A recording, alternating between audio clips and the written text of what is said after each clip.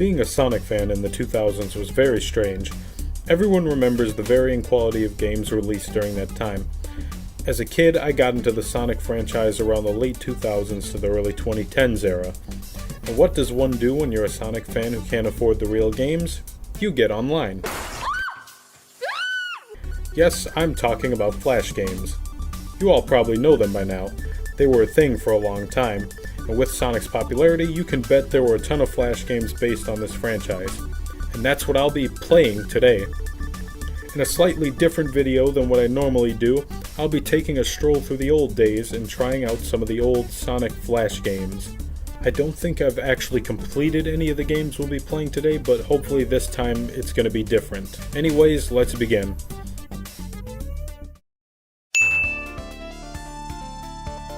We'll start off with the classic that everyone knows, Ultimate Flash Sonic. This game still holds up pretty well. I remember exactly how to pass the first stage ever since I was a kid.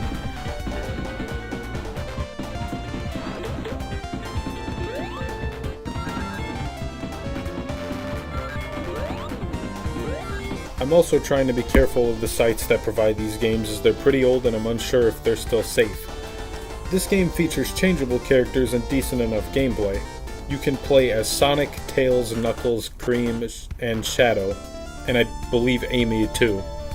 Really good if you don't own any of the GBA Sonic games, which I'm sure is why most of us played this game.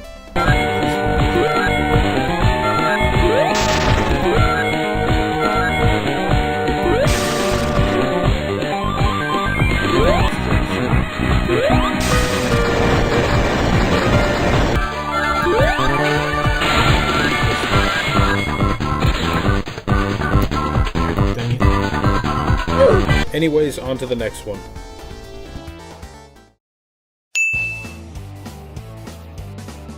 Sonic XS.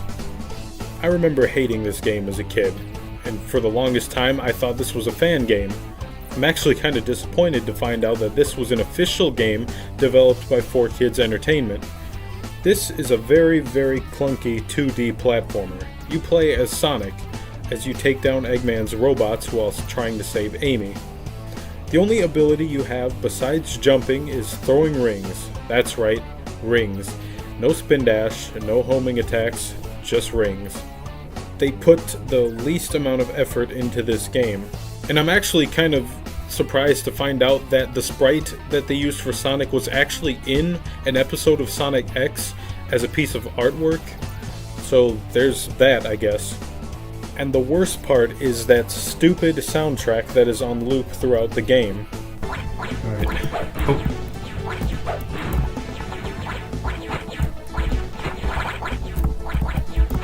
I am tired of this song. It took me a few tries to finally beat the game, which is only one level. Though if this game isn't doing it for you, fear not, because they also made a Shadow version, which is exactly the same. Everything is just repainted. Sonic X keeps getting robbed when it comes to games.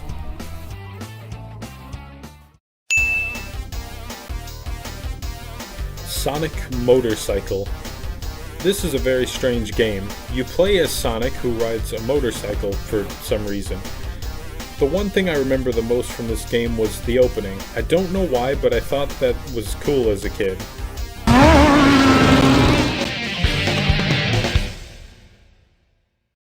This game uses similar assets to Ultimate Flash Sonic, which is a reoccurring theme throughout this video. You can do front and back flips using the arrow keys. I'm surprised some of these games still work even after Flash died off. The flips are fun to do, however, if you miss one... I played this one a lot as a kid. The explosions were funny to me. Not much else about this game, just simple and fun. While I was searching for games, I was briefly hit with a wall of nostalgia. When I was a kid, my go-to for Sonic content was a site called EmeraldGames.com. It was a website for Sonic games, animations, and videos. It was basically Newgrounds but centered around Sonic. I was shocked to see that the site is still alive, and absolutely nothing has changed other than the layout. Sadly, it no longer has the picture of Sonic with no ears. This site was how I watched the Sonic Shorts series at the time. Hey there, everybody at Newgrounds.com. Knuckles and I are here to talk to you about the newest volume of Sonic Shorts. Nice to see that the site is still hanging on somehow.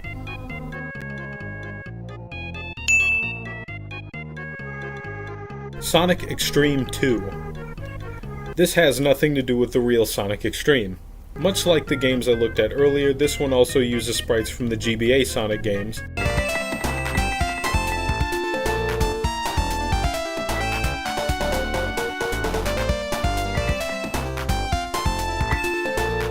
I played this one a few times back then, but never really cared much for it. It's very easy to get killed in this game, however.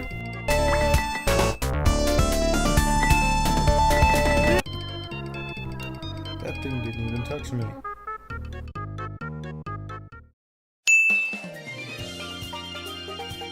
Sonic Lost in Mario World 2. This game pretty much explains itself. Sonic is stuck in Mario's land and has to get out. This game actually had a sequel produced, which is the one I'm familiar with. I'm not too familiar with Mario games, but this one was pretty easy to navigate. I also played the first one, but I enjoyed the second one more.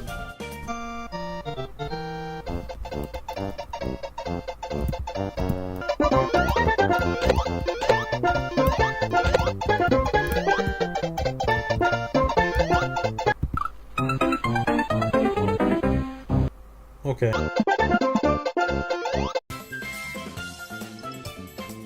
Huh? Overall, pretty simple game.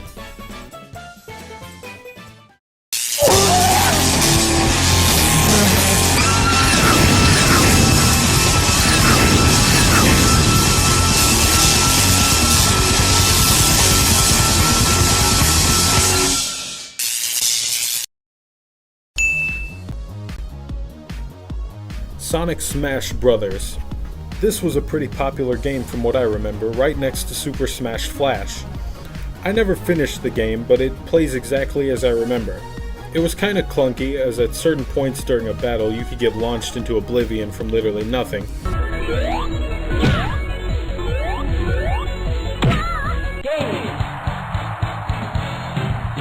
You could unlock different zones when you pass certain levels too. You also get a pretty solid selection of characters to play as, even unlockables too. Even with all its problems, it's still one of the better Sonic Flash games out there.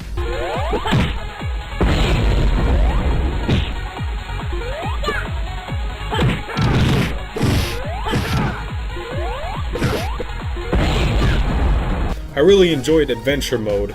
For the longest time I didn't understand the Sky Sanctuary objective as to what you were supposed to do, but I finally figured it out now.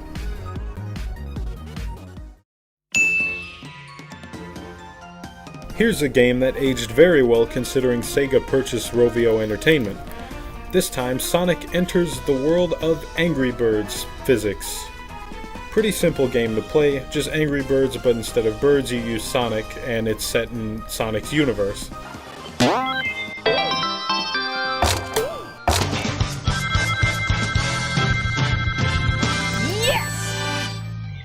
Wonder if there will ever be an official version of this game.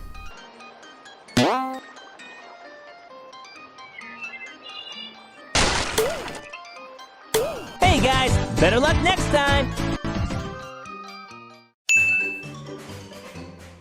This is your typical whack-a-mole clone.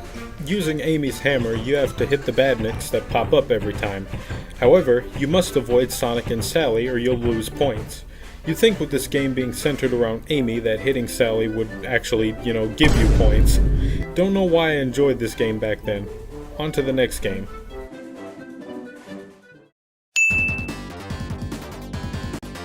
Now on to some of my personal favorites, starting with the Flash version of Shadow the Hedgehog. This game released in 2005 to help promote the actual game. I played this a dozen times as a kid. Rather than a 3D environment, this game is another 2D platformer but uses 3D sprites. You of course play as Shadow, and you have to collect rings and different weapons as you take on villains from the game. You're supposed to shoot villains, but you can also just jump on them like Sonic would.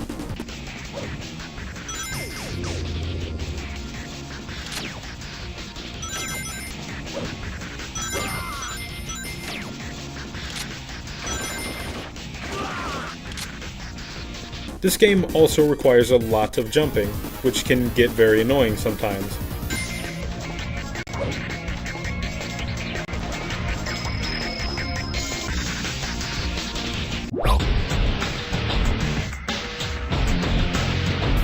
It feels so weird playing these games again.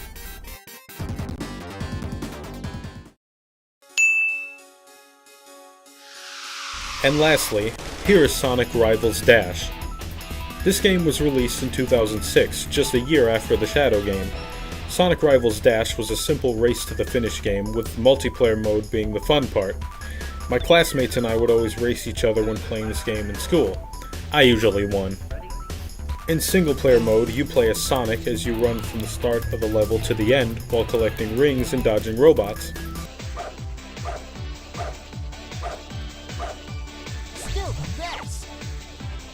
In multiplayer, you do the same thing, except you race against Shadow on a split screen. I was never a fan of the controls for this game, as someone who is used to the arrow keys and WASD. You must use the Z, X, and C keys to control Sonic in single-player mode, and in multiplayer you use JKL for Shadow. Still the best! No way! Oh, you gotta try harder. I'm not sure if this was a flash thing, but I had to constantly refresh the game to get it to work. Some things are also out of place on the screen, which once again may have had to do with flash, but I'm not too sure. Anyways, despite its flaws, this was still a fun game to play with friends as a kid. And that about wraps it up for today.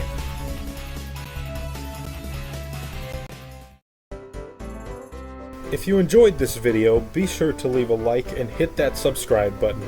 I just want to say thank you to all who have helped me reach 700 subscribers recently. I really appreciate it. Thanks for watching.